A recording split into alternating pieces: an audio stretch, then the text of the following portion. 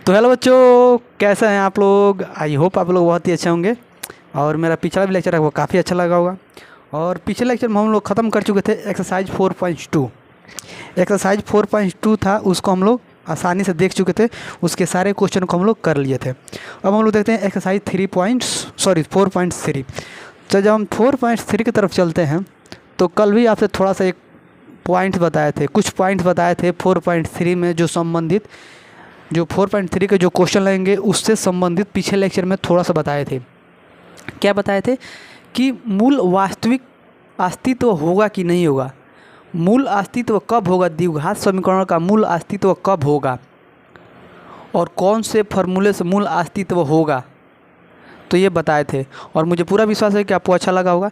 लेकिन फिर से इसको स्टार्ट करने से पहले हम एक बार फिर से बताना चाहते हैं क्या है कि आपको द्विघात समीकरण देगा। एक्सरसाइज 4.3 में आपको देगा द्विघात समीकरण। वहाँ से आपसे बोल रहा है कि आप सबसे पहले बताइए कि जो द्विघात समीकरण है उसका मूल वास्तविक है कि नहीं, सॉरी अस्तित्व है कि नहीं, उसका माने मूल अस्तित्व है कि नहीं।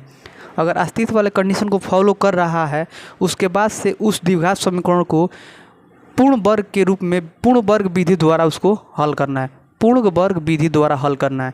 तो यहाँ पर 3-4 पॉइंट्स बनते हैं काफ़ी शानदार। जैसे द्विघात समीकरण का मूल वास्तविक कब होगा, वास्तविक कब होगा। तो चलिए देखते हैं कि पूर्ण वर्ग का मूल वास्तविक कब होगा, सॉरी माफ़ कीजिएगा, वास्तविक नहीं अस्तित्व कब होगा, माफ़ कीजिएगा अस्तित्व। तो चलिए देखते हैं कि मूल अस्तित्व कब होगा। मान लीजिए कोई भी द्विघात समीकरण है, मान लीजिए आपका है 2x² + 4x + 7 = आपको है 0 और आपका यहाँ पर मान लीजिए 6x है, ठीक। तो ये आपका क्वेश्चन है। अब बोल रहा है कि बताइए जो ये क्वेश्चन है, जो द्विघात समीकरण है, इसका मूल जो है अस्तित्व है कि नहीं, मूल जो है अस्तित्व है कि नहीं। तो अस्तित्व के लिए हम बताए थे, मूल अस्तित्व के लिए बताए थे क्या, मूल अस्तित्व होने के लिए, मूल अस्तित्व होने के लिए हम बताए थे कि जो d होता है, जो d का जो वैल्यू होता है अगर 0 के बराबर होगा तो ये आप बताइए जो 0 है 0 के बराबर होगा। 0 क्या है, धनात्मक है, क्या है ये धनात्मक है आपका, तो धनात्मक, ठीक धनात्मक लीजिए, चलिए केवल ध लीजिए, ठीक आपका धनात्मक हो गया, ठीक। तो ये जो होगा मूल जो होगा इसका वास्तविक होगा, अस्तित्व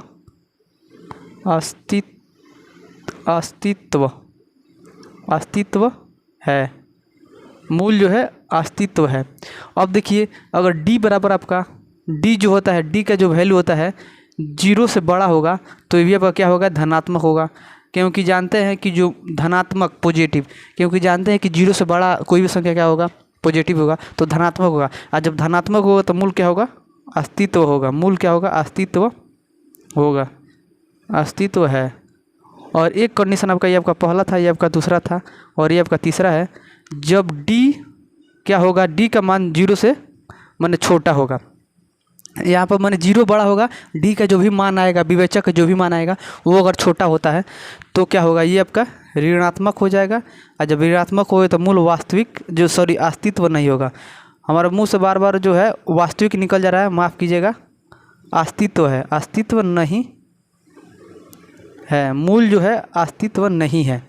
क्या अब d यहाँ पर क्या है, तो d हम बताए थे, d मन होता है विवेचक या विवेतकर, और d बराबर होता है b² - 4ac। d बराबर होता है b² - 4ac। और आप जानते हैं कि b, ये आपका जो क्वेश्चन है, इसमें क्वेश्चन में b का वैल्यू कहाँ है और a का वैल्यू कहाँ है और c का वैल्यू कहाँ है, बस इसमें रख देना है। और वहाँ पर देखना है कि d जो है, d से इसमें कौन सा कंडीशन फॉलो कर रहा है, और वहाँ से हमको वहाँ से पता चल जाए कि मूल जो है अस्तित्व है कि नहीं। तो चलिए निकालते हैं। और मुझे पूरा विश्वास है कि आपको पता होगा कि a का वैल्यू कौन है, b का वैल्यू कौन है, c का वैल्यू कौन है इसमें। तो d बराबर क्या हो जाएगा, b²। b का वैल्यू क्या है आपका 6 है, तो 6 का स्क्वायर कितना हो जाएगा, 6² - 4, तो 4 है। a की जगह कितना है आपका 2 है, और c की जगह कितना है आपका 7 है। तो d बराबर क्या हो जाएगा, d बराबर हो गया 36। और यहाँ पर क्या हो जाएगा आपका 4 दूनी 8, 8 7 56, क्या हो जाएगा 8 7 56। अब यहाँ पे देखिए डी बराबर हो गया कितना, घटेगा तो यहाँ पर आपका हो जाएगा 0 और ये आपका 5 में से 3 जाएगा 2, माइनस के 20 आएगा। अब आप देख रहे हैं कि जो डी है, डी का मान क्या है, 0 से छोटा है। डी का मान 0 से क्या है, छोटा है। यहाँ पर डी का जो मान है, डी का मान क्या है, 0 छोटा है। कैसे, तो क्या है, डी का मान कितना है, -20 है। अगर -20 लेते हैं, -20 में और 0 में पूछे कि कौन बड़ा है, तो आप कहेंगे कि 20 बड़ा है। तो कौन सा कंडीशन फॉलो कर रहा है, तो ये वाला। तो ये क्या होगा, मूल जो होगा अस्तित्व नहीं होगा। जब मूल अस्तित्व नहीं होगा तो हम क्वेश्चन को हल ही नहीं करेंगे, क्वेश्चन को हल नहीं करेंगे। तो चलिए एक देख लिए कि मूल अस्तित्व कम नहीं है, तो आप देख सकते हैं कि डी के जब वैल्यू हो 0 से छोटा होगा तो मूल अस्तित्व नहीं होगा। अगर अब चलिए एक और देख लेते हैं। यहाँ पर मान लीजिए हमारा हो जाता है 8, यहाँ पर हम 8 कर देते हैं, ठीक। और देखिए जब 8 कर दिए तो बी स्क्वायर, तो बी जब कितना है, 8 का स्क्वायर, ठीक, 8 का स्क्वायर। यहाँ पर कितना हो जाएगा, 8 का, यहाँ पर बी स्क्वायर, ठीक। और जब 8 का स्क्वायर कितना हो जाएगा, यहाँ पर 64 हो जाएगा। और जब 64 में से 56 घटेगा तो यहाँ पर 14 में से 6 जाएगा, तब कितना हो जाएगा, 8, ठीक। और यहाँ पर क्या हो जाएगा, यहाँ पर हो जाएगा आपका सिंपल में 5 तो आपका कितना हो गया, यहाँ पर 8, 1 मिनट आप 8, देखिए यहाँ पर कितना आ गया आपका 8। जब 8 आ गया तो यहाँ पर क्या पता चल रहा है कि जो है डी जो है 0 से क्या है, बड़ा है। डी का जो वैल्यू है 0 से बड़ा है। और जब डी का वैल्यू 0 से बड़ा है तो क्या होगा, आपका 0 से बड़ा है तो ये मूल क्या होगा, अस्तित्व होगा। जब अस्तित्व होगा तो इस वाले क्वेश्चन को हमको क्या करना है कि पूर्ण वर्ग विधि द्वारा इसको हल कर देना है। और क्या है ना कि बहुत सारे बच्चों को पूर्ण वर्ग जो है विधि द्वारा हल करने में काफ़ी दिक्कत होता है। कुछ एकदम हावला है, एकदम रसगुल्ला है, एकदम जो होता है नरम, उस तरह को बताएंगे आपको एकदम आसानी तरीके से। मात्र आपको 2 चीज़ पता होना चाहिए कि a + b का होल स्क्वायर क्या होता है और a - b का होल स्क्वायर क्या होता है। a + b का होल स्क्वायर क्या होता है और a - b का होल स्क्वायर क्या होता है, ये पता होना चाहिए। और मुझे पूरा विश्वास है कि आपको पता होगा, ठीक। तो चलिए देखते हैं अब मूल कब अस्तित्व होगा और कब अस्तित्व नहीं होगा। आप देख लिए, सीख गए। और कहाँ से हमको पता चल जाएगा कि मूल अस्तित्व है, तो डी बराबर बी स्क्वायर माइनस 4ac विवेचक निकालेंगे। और विवेचक का मान अगर डी के बराबर आता है, सॉरी 0 के, अगर डी का मान अगर 0 के बराबर आता है, चाहे डी का मान 0 से बड़ा आता है, तो वहाँ पर आपका होगा मूल अस्तित्व होगा, यानी धनात्मक होगा। अगर डी का मान 0 से छोटा आता है तो मूल अस्तित्व नहीं होगा। तो यहाँ समझ गए। तो यह आपको पता चल गया कि कैसे हम लोग निकालेंगे क्या, तो अस्तित्व है कि नहीं, कोई द्विघात समीकरण पता चल गया। अब हम लोग चलते हैं अपने क्वेश्चन की तरफ चलते हैं। और एक्सरसाइज का जो क्वेश्चन है काफ़ी इंपॉर्टेंट है, लेकिन क्वेश्चन से पहले आपके से एक क्वेश्चन आपसे पूछते हैं कि क्वेश्चन में कह रहा है कि पूर्ण वर्ग विधि द्वारा हमको हल करना है। सबसे पहले बताइए कि पूर्ण वर्ग संख्या क्या होता है। पूर्ण वर्ग संख्या क्या होता है, पूर्ण वर्ग संख्या। तो पूर्ण वर्ग संख्या क्या हो जाएगा कि मैंने वैसी संख्या जिसका स्क्वायर क्या है, कि किसी संख्या का स्क्वायर अगर संभव है तो ही आपका पूर्ण वर्ग संख्या हो जाएगा। देखिए मैंने वैसे संख्या, तो मान लीजिए किसी भी संख्या का स्क्वायर संभव है, लेकिन मैंने वैसी संख्या जिसका जो स्क्वायर के रूप में लिखा जा सकता है, जो स्क्वायर के रूप में लिखा जा सकता है, जिसका स्क्वायर के रूप में उसको लिखा जा सकता है, व्यक्त किया जाता है। जैसे मैंने वैसी संख्या जिसे है ना, मैंने वैसी संख्या जिसको हम क्या कर सकते हैं कि आपको क्या हो कि वो स्क्वायर के रूप में उसके व्यक्त किया जाता है, किसी संख्या के स्क्वायर के रूप में व्यक्त किया जा सकता है। जैसे मान लें कि हम आपसे पूछ दें कि एक आपका ले लेंगे पूर्ण वर्ग संख्या, ठीक, पूर्ण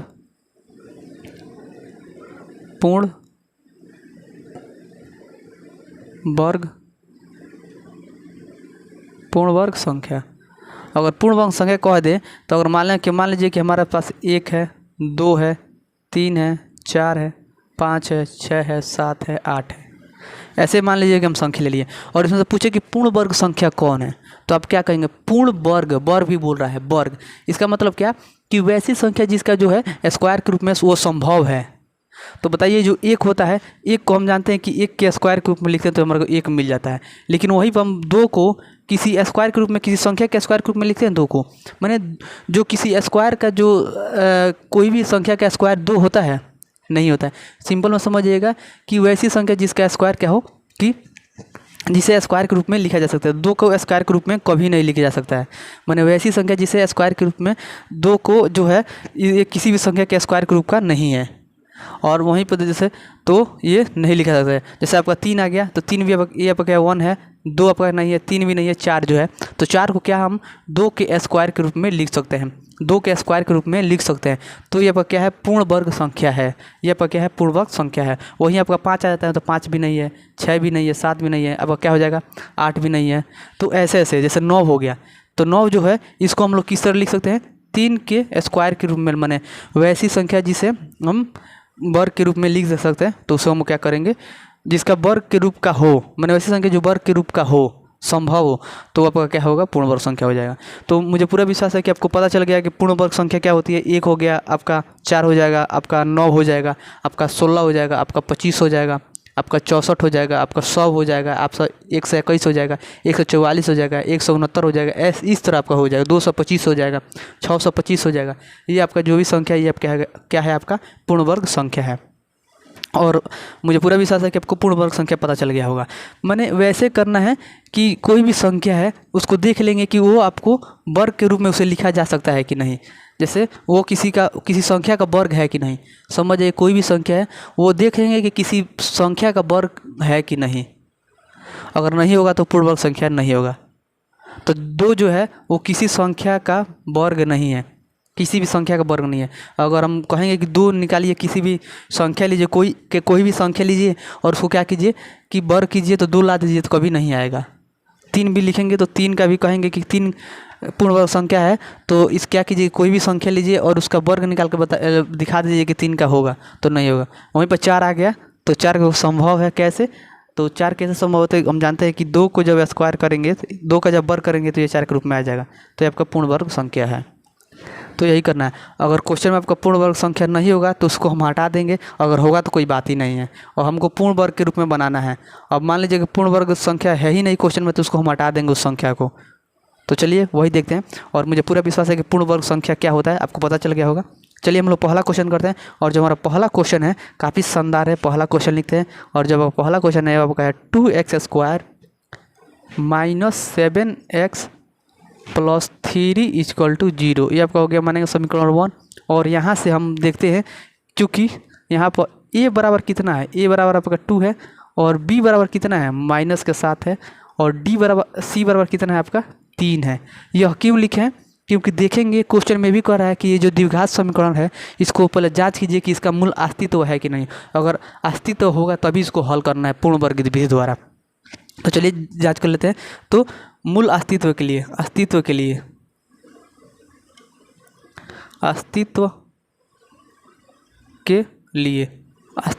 क्या होगा, अस्तित्व के लिए क्या कंडीशन है, तो अस्तित्व के लिए कंडीशन है d बराबर b² - 4ac। तो d बराबर b² - 4ac, तो b का जवाब कितना है, -7 का स्क्वायर -4, a का जवाब कितना है आपका 2 है, और c का जवाब कितना है आपका 3। 7 का स्क्वायर -7 का स्क्वायर आपका हो जाएगा 49, और माइनस जब इससे गुणा करेंगे तो क्या हो जाएगा आपका 4 दूनी 8, 8 त्रिका 24, और जब ये घटेगा तब कितना हो जाएगा आपका 25। जब क्या हो जाएगा, तो d बराबर कितना है हमारा आ गया 25, और जब d बराबर 25 है तो हमारा क्या है, धनात्मक है, और जब धनात्मक है तो यह इसका मूल अस्तित्व है। क्या है, हम देखे थे कि d जो 0 से बड़ा है, d का मान क्या है, 0 से बड़ा है, 0 से बड़ा है d का मान, क्योंकि जानते हैं कि 0 में 25 में कौन बड़ा है, तो 25 बड़ा है, तो 25 किसका मान है, d का मान है। तो यहाँ पर 0 से बड़ा है, जब 0 से बड़ा होगा तो मूल क्या होगा, अस्तित्व होगा, मूल अस्तित्व है, अस्तित्व है, मूल अस्तित्व है। जब मूल अस्तित्व है तो इसे पूर्ण वर्ग संख्या के रूप में पूर्ण वर्ग विधि द्वारा हमको हल कर देना है, पूर्ण वर्ग विधि द्वारा हमको हल करना है। तो चलिए इसको लेते हैं। तो इसको हमको क्या किसी द्वारा विधि द्वारा हल करना है, पूर्ण वर्ग द्वारा हल करना है।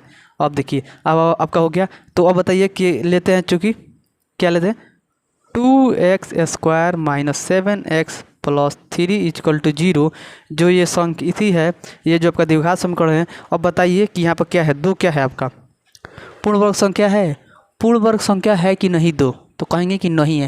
और जब पूर्ण वर्ग संख्या 2 नहीं है तो लिखेंगे, ये आपका समीकरण 1 था, समीकरण 1 को समीकरण 1 में दोनों पक्षों में 2 से भाग देने पर, क्योंकि जब भाग देंगे तो 2 हमारा हट जाएगा। हम आपसे बताए थे कि संख्या अगर पूर्ण वर्ग संख्या होगा, ये जो आगे संख्या है देखिए यहाँ पर वर्ग है, यहाँ पर वर्ग है, इसीलिए इसी को ले रहे हैं। ठीक, यहाँ पर वर्ग के स्क्वायर ग्रुप में इसीलिए इसको ले रहे हैं। और जब जानते हैं कि 2 जो है आपका पूर्ण वर्ग संख्या नहीं है, और जब पूर्ण वर्ग संख्या नहीं तो इसको हटाएंगे तभी आपका ये वर्ग के रूप में हो जाएगा। केवल ये तो आपका एक्स स्क्वायर जो वर्ग के रूप में ही है, लेकिन 2 किसी संख्या का वर्ग नहीं हो, मैंने उसका जो है कोई संख्या का स्क्वायर 2 नहीं होता है। तो जब किसी संख्या का स्क्वायर 2 नहीं होगा तो ये आपका पूर्ण वर्ग नहीं होगा, तो इसको हम हटा देंगे, इसको ख़त्म कर देंगे। तो क्या लिखते हैं कि समीकरण लिखेंगे, समीकरण 1 में दोनों पक्षों में 2 से भाग देने पर, समीकरण 1 जो है उनके दोनों पक्षों में दोनों तरफ मैंने 2 से भाग देने पर, जब 2 से भाग देंगे तो यहाँ पर लिखते हैं फिर से एक बार 2x square minus 7x plus 3 equal to आपका 0। ये आपका समीकरण 2 है। और जब इसके दोनों तरफ हम भाग देंगे 2 से, तो 2 से जब भाग देंगे इसमें भी 2 से देंगे, इसमें भी 2 से, इसमें भी 2 से और इसमें भी 2 से, तो ये क्या होगा 2 से 2 कटेगा और बाकी ये नहीं कटेगा तो ये छोड़ देंगे। तो क्या बच रहा है आपका एक्स स्क्वायर माइनस के 7/2x प्लस के 3/2 बराबर आपका हो जाएगा 0। अब जो ये समीकरण इसको मान लेंगे 2। अब बताइए यहीं से आपको जो भी कंडीशन थोड़ा सा दिक्कत होगा यहीं से होगा, लेकिन हम दिक्कत होने नहीं देंगे, एकदम नहीं देंगे। अब आपको एक चीज़ समझना है कि a प्लस बी का होल स्क्वायर क्या होता है। तो क्या होता है a square plus 2ab plus b square, और a माइनस बी का होल स्क्वायर क्या होता है, तो a square minus 2ab plus b square, यही ना होता है। और यही वाला फार्मूला हम लोग इसी वाले फार्मूला लगाएंगे और इसी फार्मूला द्वारा हमको आसानी से मिल जाएगा। और हमको देख लेना है कि जो समीकरण 2 है ये किस फार्मूला पर बैठ रहा है। अब ये भी एक बात याद रखिएगा, एकदम छोटा सा बात है कि जो b हो ना वो कभी आपका बीच में होगा, बाद में मत लिखिएगा, वो तो बाद में लिखे क्योंकि उसको पहले बुला सकते हैं, जानते हैं, लेकिन इसे बैठाने के लिए सेम टू सेम मिल जाएगा, एकदम सेम टू सेम। जो समीकरण 2 आपका आएगा ना same to same a plus b के होल स्क्वायर पर चाहे a माइनस बी के होल स्क्वायर पर मिल जाएगा। और ये वाला लेकर चलेंगे तो, और यही वाला से हमको पता चलेगा कि a प्लस बी का होल स्क्वायर लगाएं कि a माइनस बी का होल स्क्वायर लगाएं। और यहीं पे बच्चों को दिक्कत होता है, हम यहीं पे इसलिए दोनों जो फार्मूला को लिखवा दिए हैं। और यहीं से आपको पता चलेगा कि a प्लस बी का होल स्क्वायर लगाएं इसमें कि a माइनस बी का होल स्क्वायर लगाएं। ये सबसे पहले आपको कन्फ्यूजन हो रहा होगा, तो देखिए कितना शानदार है। और अगर आपका यहाँ पर ये आपका एक्स स्क्वायर हो गया तो छोड़ दीजिए, उसके बाद वाला दूसरा स्टेप देखेंगे। दूसरा स्टेप अगर देखेंगे कि अगर दूसरा स्टेप के पहले अगर माइनस है तो a माइनस बी का होल स्क्वायर लगाएंगे, अगर दूसरा स्टेप के आगे प्लस अगर आता है तो a प्लस बी का होल स्क्वायर लगाएंगे। यहाँ पर डिपेंड करता है, ठीक। तो याद रखिएगा ये आपका क्या है एक्स स्क्वायर। उसके बाद तुरंत बाद देखेंगे हमारे ए स्क्वायर, उसके तुरंत बाद क्या है 2ab प्लस में 2ab, यहाँ पर क्या है माइनस में। तो इसका मतलब समझ जाएगा कि यहाँ पर जो है माइनस के 2ab और प्लस के 2ab ये बीच वाला पार्ट को इंक्लूड करता है। इसका भी बीच ए और बी के बीच में ये भी पार्ट है, और ए स्क्वायर और बी स्क्वायर के बीच में ये भी पार्ट है। ये भी क्या है आपका एक्स स्क्वायर और यहाँ पर बी स्क्वायर के बीच का पार्ट है। तो जानते हैं कि ये क्या है माइनस 2ab या प्लस में 2ab हो सकता है। तो कौन सा फार्मूला लगाएंगे, तो यहाँ पर क्या आ रहा है आपका माइनस आ रहा है, इसका मतलब a माइनस बी का होल स्क्वायर लगाएंगे। a माइनस बी का जब होल स्क्वायर लगाएंगे तो एक चीज़ आपको देखने को मिलेगा क्या, तो एकदम छोटा सा है, एकदम कन्फ्यूजन तो काफ़ी होगा लेकिन हम होने नहीं देंगे, इसको हम मिटा देते हैं और a माइनस बी का होल स्क्वायर लगाते हैं। और यहाँ पर आपको एक बात समझना है। अब हम आपसे पूछे यहाँ देखिए इसी तरफ बनाना है, इसी से चलना है आगे। यहाँ हम पूछे कि a बराबर कितना होगा, तो बहुत सारे बच्चों को कन्फ्यूजन होगा। हम जैसे लिखेंगे a बराबर x तो बहुत सारे बच्चे घबरा जाएंगे कि a बराबर x कैसे हुआ। a बराबर बोलेंगे बहुत सारे बच्चे कि यहाँ पे a बराबर कितना है 1 है, क्या है 1 है, लेकिन a बराबर x कैसे होगा तो बता रहे हैं।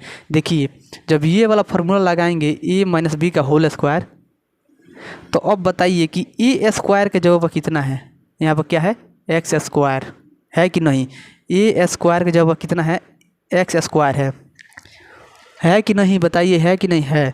तो बताइए कि स्क्वायर से स्क्वायर खत्म हो जाएगा, तो a बराबर कितना हो गया हमारा x। तो यहाँ से हमको देखना है और केवल यही वैल्यू नहीं देखना, हमको बी स्क्वायर का भी वैल्यू देखना है और माइनस 2ab का भी वैल्यू देखना है।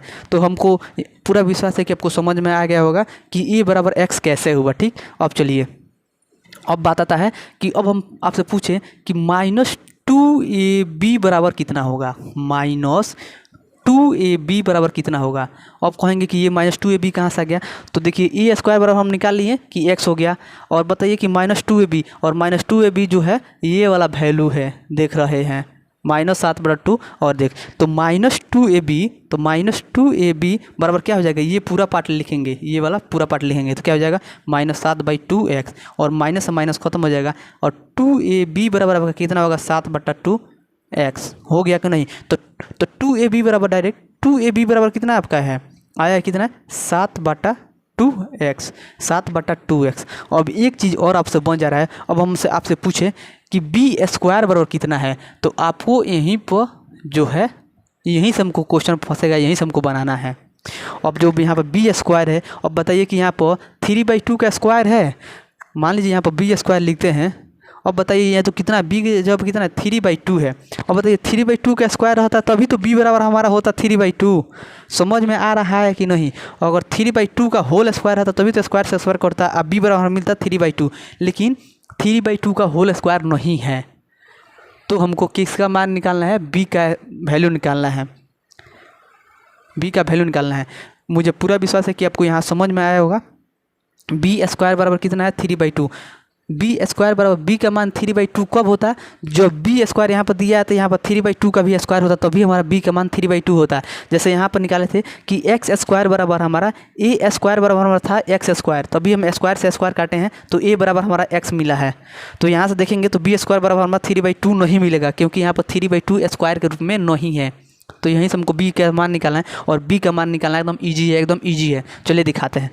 अब देखिए यहाँ से b का मान कैसे निकालते हैं, और b का मान कहाँ से निकालेंगे, तो इससे निकालेंगे। ये हमारा a बराबर क्या है आपका x है, और 2ab बराबर कितना है 7/2x है। तो अब बताइए कि यहाँ से b का मान निकालना है, तो क्या करेंगे कि a जो है ना, a का वैल्यू जो x है इसमें यहाँ पर रख देंगे।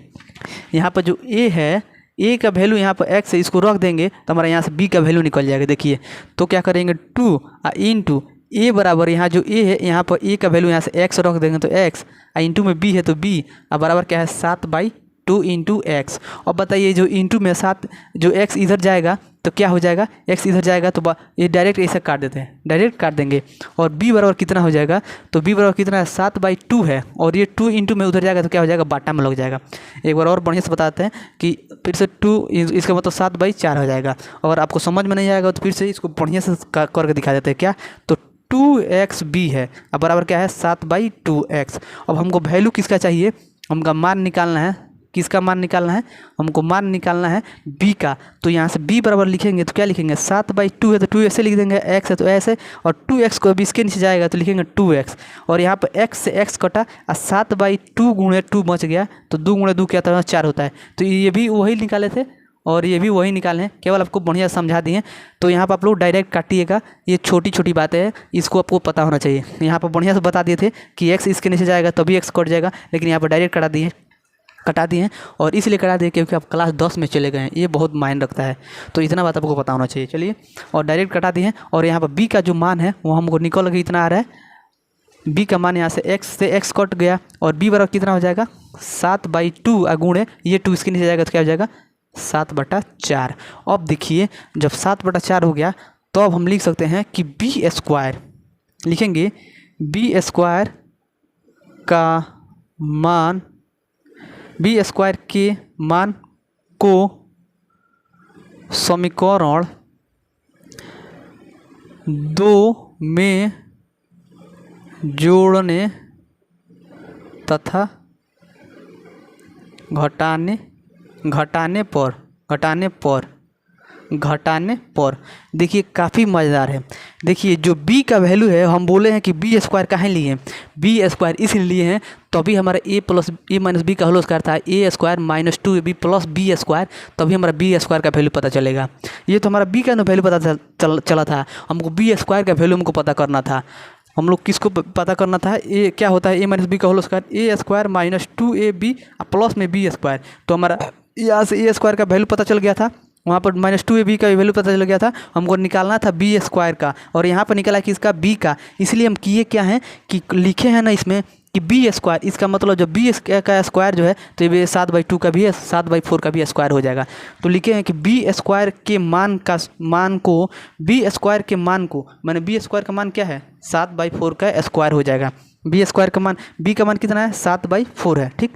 बी का मान है आपका 7/4, तो बी स्क्वायर का मान कितना हो जाएगा 7/4 का होल स्क्वायर हो जाएगा कि नहीं होगा। तो वहीं पे लिखे हैं बी स्क्वायर के मान को समीकरण 2 में, समीकरण जो 2 है इसमें जोड़ने तथा घटाने पर, क्योंकि किसी भी हम समीकरण में कुछ जोड़ देते हैं और वही संख्या सेम सेम घटा देते हैं तो कुछ चेंज नहीं होगा उस समीकरण में। कैसे, तो हम आपको दिखा देते हैं।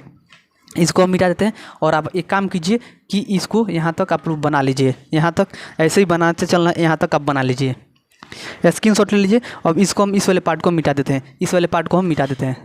चलिए ये हमारा गया मिटिक, जब मिटिक गया तो चलिए हम लोग देखते हैं, काफ़ी मज़ा आएगा। एक चीज़ आपको बताना है कि कोई भी समीकरण हो, मान लीजिए समीकरण 2 ही है, उसको हम हटा देते हैं। हम लिखे हैं कि बी स्क्वायर का जो मान है, एक मिनट पहले मान लीजिए बी का मान कितना है 7/4 है कि नहीं, यहाँ पर निकल के आया है। अब बोल रहे हैं कि बी स्क्वायर, तो बी स्क्वायर का मान कितना हो जाएगा 7/4 का स्क्वायर, तो आपको समझ में आ गया होगा। अब बताइए कि यहाँ पर लिखे हैं कि बी स्क्वायर का मान को समीकरण 2 में जोड़ने या घटाने पर, कहाँ लिखे हैं जोड़ने या घटाने पर, दोनों लिखे हैं, इसलिए लिखे हैं क्योंकि उसका कोई मतलब नहीं रह जाएगा। क्योंकि जानते हैं कि मान लीजिए हम आपके पास x एक चर पद है और इसमें हम बोल दिए कि +2 कीजिए और -2 कीजिए, इसमें हम +2 कीजिए और -2 कीजिए। आप जानते हैं कि फिर से हमको x ही मिल जाएगा, फिर से हमको x ही मिल जाएगा, क्योंकि 2 में से 2 घट जाएगा तो हमारा 0 हो जाएगा, फिर से हमारा x मिल जाएगा, तो कोई अंतर नहीं है। तो इसलिए हम क्या लिखे हैं कि समीकरण 2 जो बी स्क्वायर का मान है समीकरण 2 में जोड़ने या घटाने पर। तो चलिए लिखते हैं, इसको ऐसे लाइन खींच देते हैं और देखिए ये आपका समीकरण 2 है, क्या है x² - 7/2x। देखिए b का मान, और b के मान जो है अब यहाँ पर लिख दिए, और b का स्क्वायर पर b के जगह पर यही था, और यहाँ पर हमको क्या जोड़ना है कि 7/b के स्क्वायर की बात किए हैं तो 7/4 के होल स्क्वायर जोड़ दिए और एक बार 7/4 के होल स्क्वायर को घटा दिए। अब जानते हैं कि यहाँ पर प्लस है यहाँ पर माइनस है, दोनों सेम वैल्यू है, ये कट जाएगा, फिर से हमारा कोई अंतर नहीं रहेगा, लेकिन हम इसे लिख दिए। और उसके बाद क्या बच रहा है, प्लस में 3/2 = आपका 0 बच रहा है, सेम टू सेम लिख दिए। ये जो आपका दूसरा समीकरण है, दूसरा समीकरण को बढ़िया से लिख देते हैं एक बार। क्या है आपका साथ दूसरा समीकरण x² - 7/2x, यही हमारा था, प्लस में 3/2, यही हमारा दूसरा समीकरण था। और दूसरा समीकरण में x² है तो x² लिख दिए, माइनस का 7/2x है तो माइनस का 7/x/2 लिख दिए। और बात चल रहा था किसके जवाब पर, बी स्क्वायर के जवाब बात चल रहा था, तो इसलिए बी स्क्वायर के जवाब क्या किए हैं कि बी स्क्वायर को एक बार जोड़ दिए, एक बार घटा दिए। बी स्क्वायर का जो यहाँ पर वैल्यू मिला है, बी का वैल्यू मिला कितना 7/2, और बी स्क्वायर की बात करें तो इसलिए 7/2 के होल स्क्वायर को एक बार जोड़े हैं, एक बार जोड़ दिए हैं और यहाँ पे एक बार घटा दिए हैं, ये फिर से कट जाएगा तो हमको यही सेम टू सेम यही समीकरण मिल जाएगा। ठीक, यहाँ पर आपको समझ में आ गया होगा। अब देखिए, अब आपको यहाँ से क्या देखने को मिल रहा है, तो ये यहाँ से लेकर यहाँ तक के पार्ट को हम लिख सकते हैं x - 7/4 के होल स्क्वायर, क्योंकि a - b का जो होल स्क्वायर होगा आपका होगा a² - 2ab प्लस के b², a² - 2ab प्लस में b²। कैसे, तो अब देखिए, अब यहाँ से पूछें कि a² बराबर कितना है आपका x²। ठीक है, अब यहाँ पर देखिए a बराबर कितना हो जाएगा हमारा x हो जाएगा, और यहाँ पर -2ab, इसका मतलब यहाँ पर माइनस है, यहाँ पर भी माइनस है, माइनस को लेने लगे, 2ab बराबर कितना हो जाएगा 7/2x। अब यहाँ पूछेंगे b² बराबर कितना होगा, तो कहेंगे आसानी से बता सकते हैं कि यहाँ पर b का स्क्वायर है, इसका मतलब b बराबर कितना हो जाएगा तो 7/4, b बराबर कितना होगा 7/4। और यहाँ से आपको पता चल गया, इसीलिए लिखे थे। अब हो गया, इसको क्या लिख सकते हैं x - 7 के होल स्क्वायर, क्योंकि इसको जब तोड़ेंगे तो फिर हमको यही मिल जाएगा। दिखाते हैं, एक बार तोड़ के दिखाते हैं क्या होता है। a - b का होल स्क्वायर लगाएंगे तो x² - 2ab -2a, एक जब कितना है x, b जब कितना है 7/4 प्लस b², तो b² जब कितना है 7/4 का होल स्क्वायर, b² जब वही ना है। अब देखिए ये 2 से 4 खत्म हो गया, क्योंकि 2 ऊपर है 4 नीचे, कट जाएगा। x² माइनस ये अब क्या है 7 x बाद में लिखेंगे बाद में, नीचे कितना बच जाएगा 2 बचेगा, 2 प्लस में 7/4 का होल स्क्वायर। आप देखेंगे तो x² - 7/2x प्लस में 7/4x² प्लस में 7/4x²। तो इसको क्या लिख सकते हैं, इसको हम x - 7/4 का होल स्क्वायर लिख सकते हैं। और उसके बाद क्या बच जा रहा है तो -7/4 का होल स्क्वायर और प्लस में 3/2 बराबर 0 बच जा रहा है। अब क्या करेंगे, इस वाले पद को, इस पूरे पद को उधर हम अपने राइट साइड में भेज देते हैं। चलिए भेजते हैं। तो x-7/4 का होल स्क्वायर, ठीक। और इस वाले पद को जब इस वाले आपका क्या है माइनस में उधर जाएगा तो क्या हो जाएगा प्लस में, तो प्लस में 7/4 का होल स्क्वायर। ये वाला क्या है प्लस में उधर जाएगा तो क्या हो जाएगा माइनस में 7/4, ठीक, सॉरी 3/2। अब देखिए x-7/4 का होल स्क्वायर, तो ऐसे लिख देंगे बराबर 7 का स्क्वायर कितना हो जाएगा 49, और 4 का स्क्वायर कितना हो जाएगा आपका 16। अब माइनस है तो माइनस 3/2। अब देखेंगे यहाँ पर तो एलसीएम हमको मिल गया। जब एलसीएम मिला तो क्या लिखेंगे x-7/4 का होल स्क्वायर, और यहाँ पे जब एलसीएम लेंगे तो कितना हो जाएगा आपका 16 ही हो गया एलसीएम। और यहाँ पे क्या हो जाएगा 49, और यहाँ पे क्या हो जाएगा 8 मर्द में कटे, कितना मर्द में कटेगा 2 से जब भाग लगाएंगे तो 8 8 तरीका 24 हो जाएगा। और यहाँ पे क्या होगा x-7/4 का होल स्क्वायर। यहाँ पर 49 में से कितना 24 घटेगा तो आपको कितना होगा 25, और नीचे क्या है 16, कितना हो गया x-7/4 स्क्वायर बराबर क्या है 25/16 मिल गया। अब इसको हम मिटा देते हैं, इसको मिटाते हैं। ये क्वेश्चन बहुत बड़ा है लेकिन आपको बड़ा नहीं लगेगा, मात्र जो कंडीशन बताए हैं उसको चलना है, उसी तरह लेकर चलना है। क्या है x-7/4 का होल स्क्वायर बराबर कितना मिला है 16 अब ये आपका है 1 मिनट सॉरी 25 आपका है 16 है। अब इस स्क्वायर को जब उधर भेजेंगे, जैसे एक्स स्क्वायर है बराबर है आपका 2, तो x बराबर होगा आपका √2। तो ऐसे होता है, मैंने स्क्वायर को जब उधर भेजते हैं तो रूट में लग जाता है। तो यहाँ पे क्या है x-7/4 का होल स्क्वायर है, तो स्क्वायर को उधर भेजेंगे तो रूट में लग जाएगा। तो x-7/4 बराबर क्या हो जाएगा √25 आपका हो जाएगा 16। अब जानते हैं कि x-7/4 है तो ये आपका हो गया। अब 5 के जो इसका 5 का स्क्वायर लिख सकते हैं, इसको 4 का स्क्वायर लिख सकते हैं। और स्क्वायर से क्या होता है रूट खत्म हो जाता है, स्क्वायर से रूट खत्म हो जाता है। तो 25 का आपको रूट से बाहर आएगा तो 5 होगा, 16 रूट से बाहर आएगा तो क्या हो जाएगा 4 हो जाएगा। अब आपको मिल गया। अब यहाँ से x बराबर क्या हो जाएगा 5/4 है तो 4, ये वाला जो माइनस में है उधर क्या कर देंगे, उधर जाएगा तो आपका प्लस में हो जाएगा, प्लस में आपका 7/4। और x बराबर क्या हो जाएगा आपका 4, ये आपका जोड़ देंगे तो आपका हो जाएगा 12।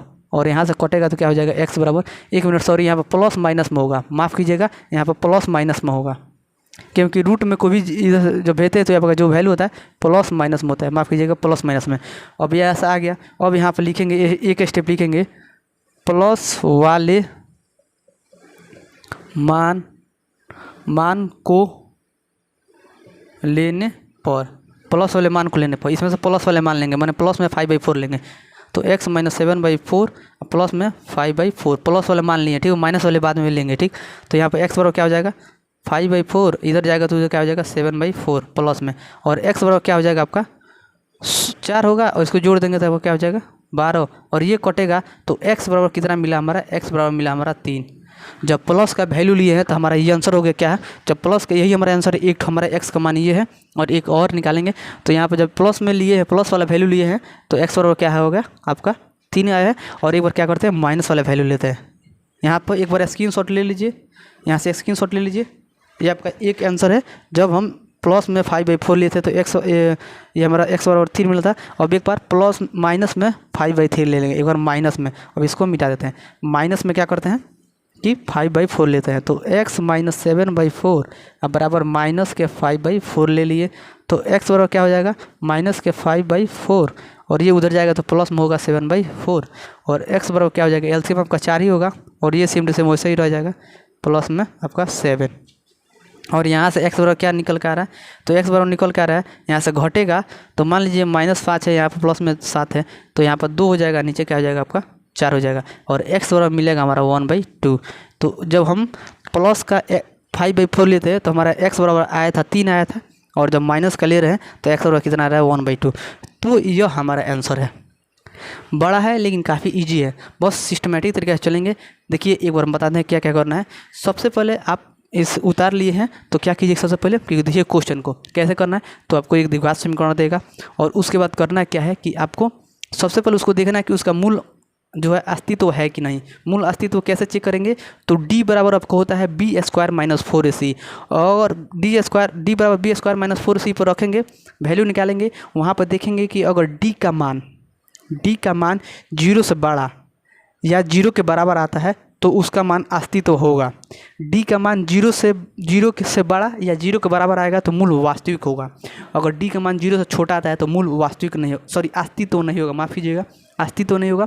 और जब मूल अस्तित्व होगा तो अभी हमको क्वेश्चन को पूर्ण वर्ग विधि द्वारा हल करना है। और यहाँ पर देखेंगे तो जो हम पहला क्वेश्चन किए थे तो उसमें जो था द्विघात समीकरण का मूल जो है अस्तित्व था। जब अस्तित्व था तो उसको आगे हल करना स्टार्ट किए थे, और जब लिए थे तो समीकरण जब एक था तो वहाँ पर आप जानते हैं कि आपका था 2x² - 7/2x + 3/4 था। 3 आपका 2 था, सॉरी। जो आपका जो समीकरण 1 था वो क्या था, 2x² - 7/2x + 3/2 था।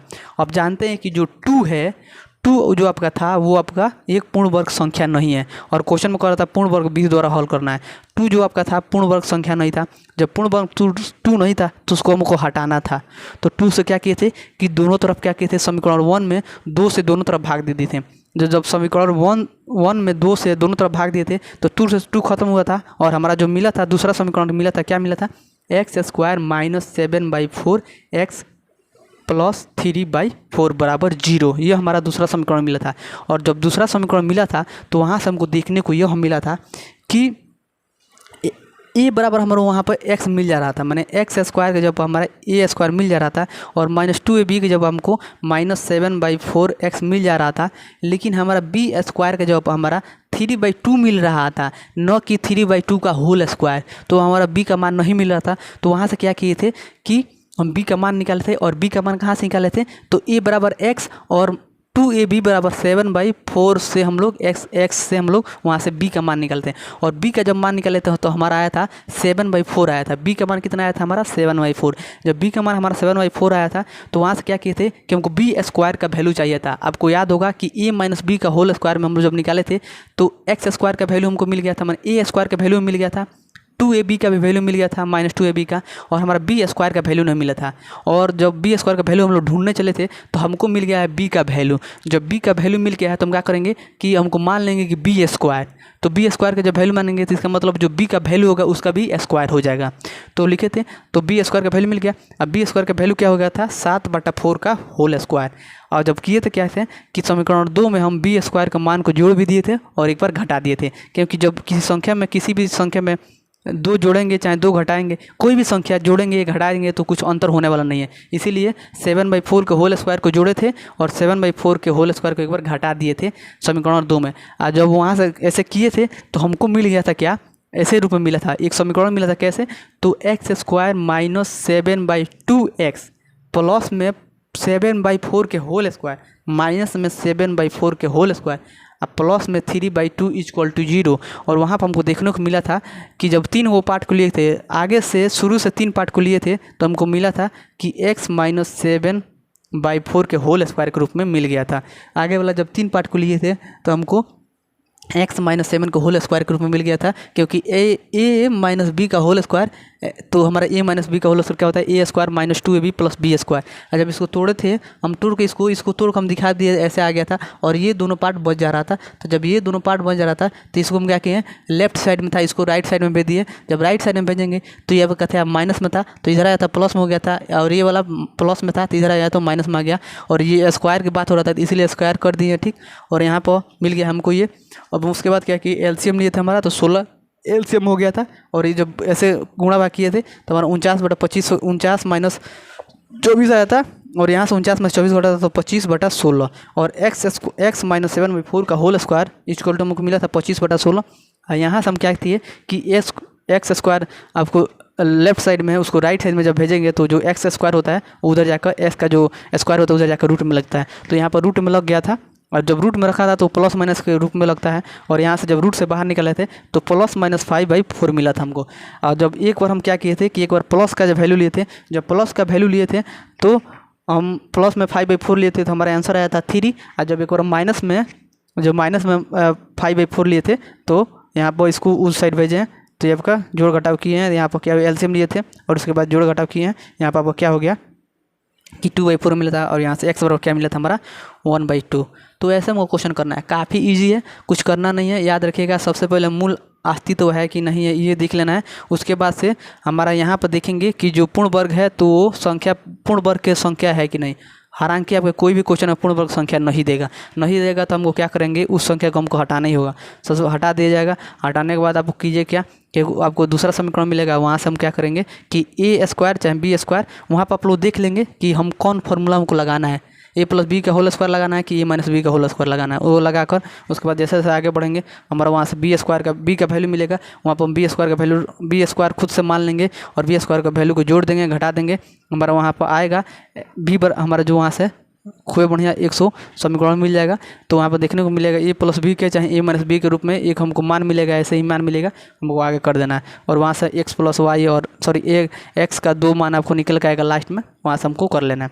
तो चलिए जो भी है, मुझे पूरा विश्वास है कि ये क्वेश्चन आपको काफ़ी अच्छे से समझ में आया है। अगर नहीं आया है तो फिर से अगले क्वेश्चन में एक और अगला क्वेश्चन को लेकर चलते हैं, क्योंकि पहला क्वेश्चन को समझाने में कुछ ज़्यादा समय लग गया। कल फिर चलते हैं अगले दूसरे वीडियो में, हम लोग दूसरे क्वेश्चन देखते हैं। अगर वीडियो अच्छा लगा तो लाइक कीजिए, कमेंट कीजिए, शेयर कीजिए और चैनल को सब्सक्राइब करना नहीं भूलिएगा। धन्यवाद।